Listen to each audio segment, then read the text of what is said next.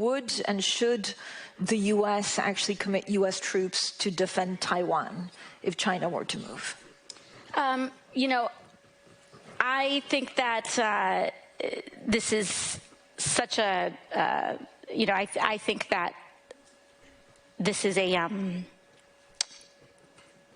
this is, of course, a very long-standing policy of the United States. Painful. Far-left Congresswoman AOC turning to the New York Times to help clean up her terrible performance, saying speculation about a possible presidential run, including scrutiny of her gaffes, overshadowed her anti-authoritarian message. Fox News contributor Miranda Devine joins us now.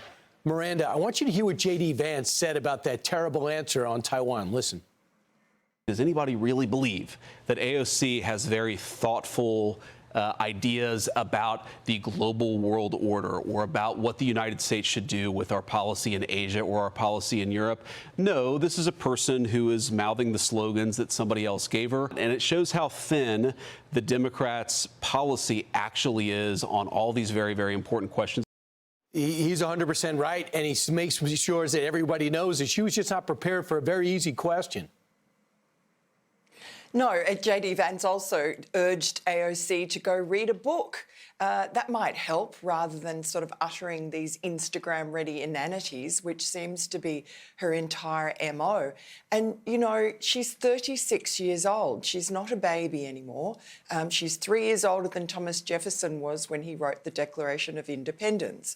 So there's no excuse for her going and not being able to answer a question on Taiwan, which surely is one of the most obvious questions that you're going to be asked in a foreign policy forum.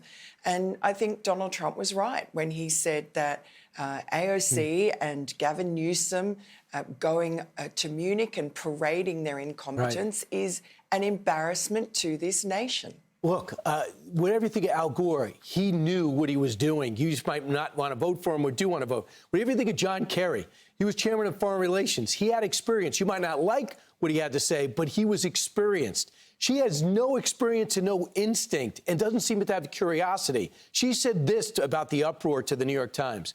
This reporter came up to me and was like, of course, is Munich the new New Hampshire? I cannot say enough about how out of touch and missing the point.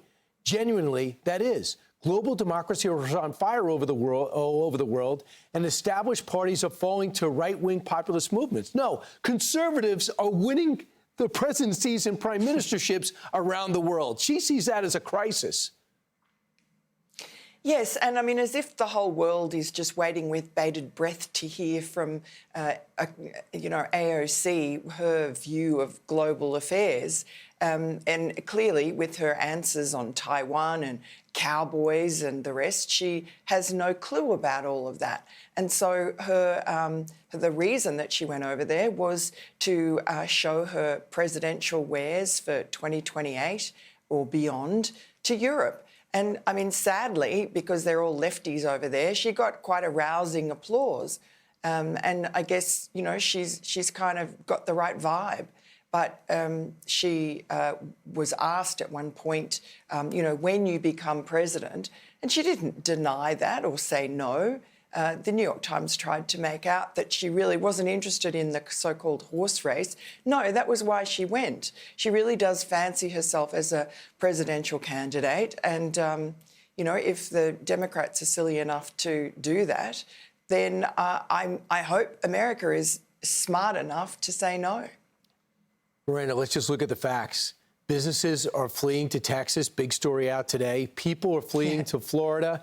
Why would you want a politician that is pushing the policies that are pushing people out and making this place unaffordable? Miranda Devine, thanks so much. I'm Steve Doocy. I'm Brian Kilmeade. And I'm Ainsley Earhart. And click here to subscribe to the Fox News YouTube page to catch our hottest interviews and most compelling analysis.